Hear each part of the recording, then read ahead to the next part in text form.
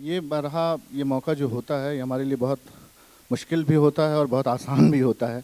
आसान इसलिए होता है कि 2 दिन की थकन और परेशानी और जो भी दिक्कतें होती हैं उससे जूझते जूझते हम यहाँ तक पहुँचते हैं। मुश्किल ये होता है कि फिर आप लोगों से अगले 1 साल 6 महीने जो भी वक्त होता है उसका मलाल रहेगा कि फिर हमें आना पड़ेगा, फिर हम 6 महीने आपसे जुदा हो जाएंगे। किसी न किसी शहर में मिलते रहेंगे। बहर लखनऊ तो हमारा अपना ही शहर है। मैं सिर्फ यहाँ इसलिए आया हूँ कि इस जो क्लोजिंग सेरेमनी होती है हमारी, बट रस्म होती है जिसको हम हर फंक्शन के बाद आखिरी परफॉर्मेंस से पहले कोशिश करते हैं कि वो अदा की जाए। आज आपने देखा कि कल तो आपने जो कुछ देखा, आपने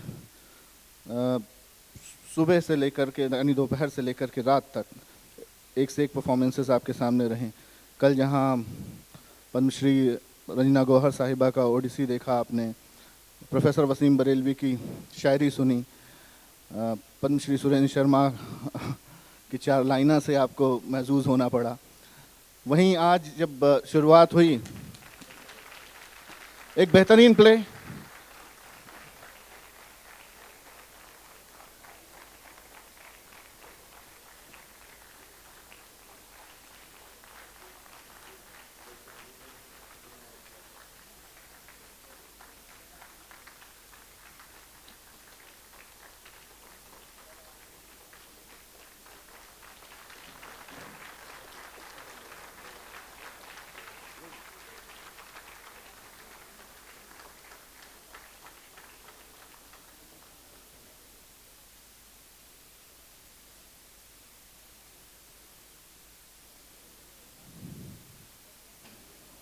तशरीफ रखिए दोस्तों।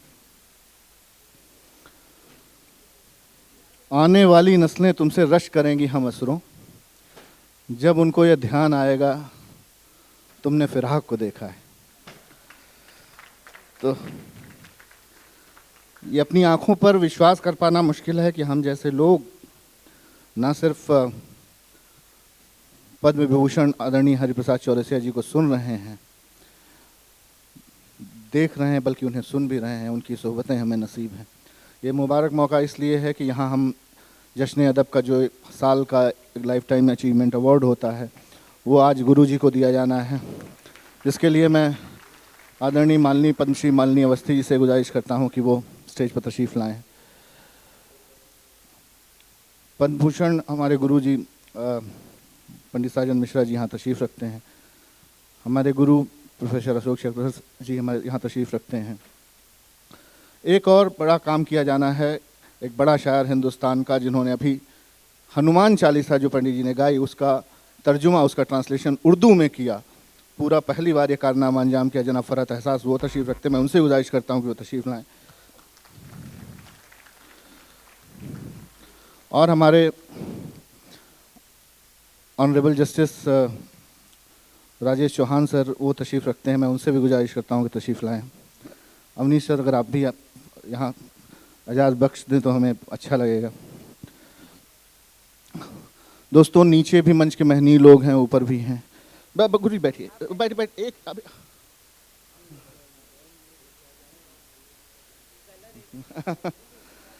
कुछ नाम ऐसे हैं जिन्हें हम बुलाना चाहते हैं, हमारी मजबूरियां इतनी होती हैं हमारी ना, लेकिन वो लोग हमारे जहन में रहते हैं, दिल में रहते हैं।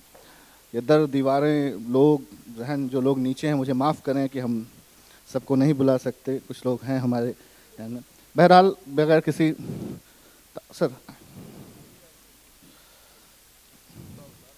नहीं नहीं आइए आइए आइए। एक ये पंडित सुरांश मिश्रा जी ये लाइए, और ये जश्न अदब का एक मोमेंटो जो है आइए। Sir sir sir sir hello hello. Sir आ ये भी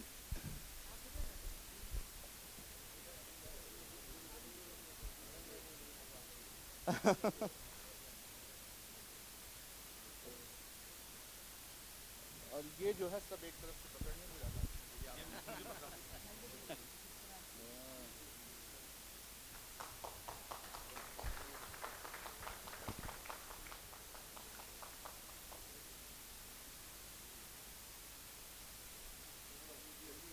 हाँ मैं हूँ।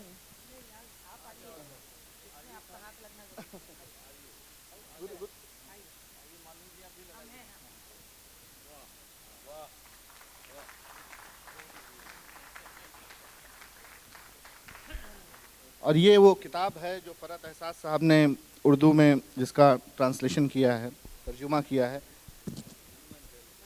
हनुमान चालीसा।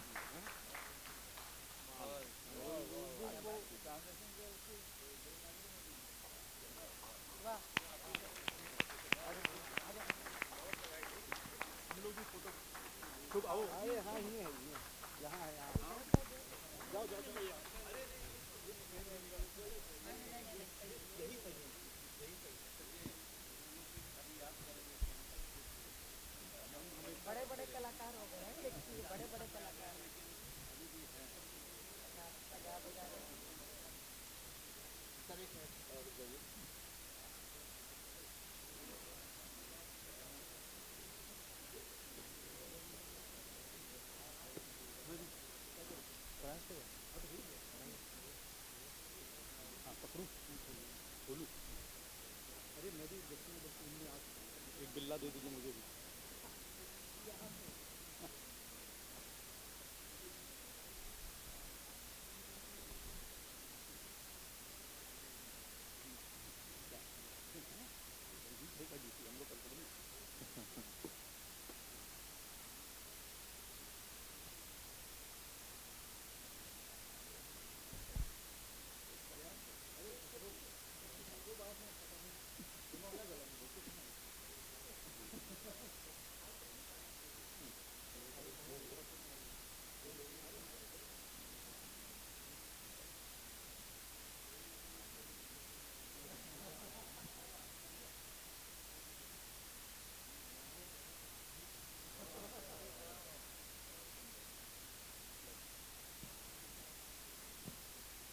आइए दोस्तों, ये मुबारक मौका भी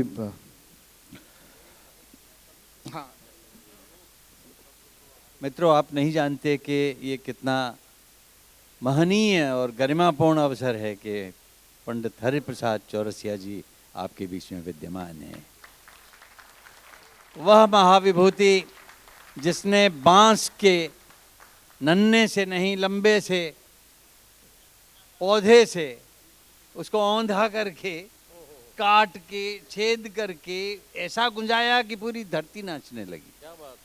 पूरा विश्व आलोकित हो गया इनकी बांसुरी के स्वर से, और कृष्ण ने पुनर्जन्म लिया इनकी बांसुरी के माध्यम से। इनकी बांसुरी सुनते हैं और समझते हैं कि हरि का प्रसाद हमको मिल गया। ये आप कामना करिए और खड़े होकर इस बात का समर्थन करिए।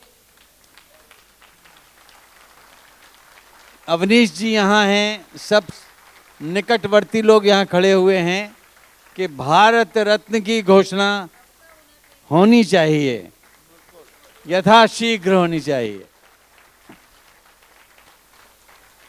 मैं एक छोटा सा प्रसंग बताता हूँ आपका, बहुत पुरानी बात है, जिनको आपको याद न रही होगी। कॉल ऑफ द वैली की रिकॉर्डिंग हुई थी और उसमें पंडित शिव कुमार शर्मा भी थे, आप भी थे, ब्रजभूषण काबरा जी थे। एक अवसर ऐसा आया, इतने सुर मिले हुए, तीनों वाद्य थे, इतने सुर मिले, तो सुर में कितनी प्राणवत्ता होती है कि ब्रजभूषण काबरा का गिटार टूट गया था और चटक गया था। तो जड़ पर भी जो प्रभाव करने वाली क्षमताएं हैं, जिसको चेतन बनाने वाली हैं, चैतन्य तत्व उसको देने वाली हैं, उस बांसुरी माता को प्रणाम करते हैं और उसके विधाता को नमन करते हैं। आपका वंदन करते हैं सर, आपका वंदन करते हैं। आइए सर,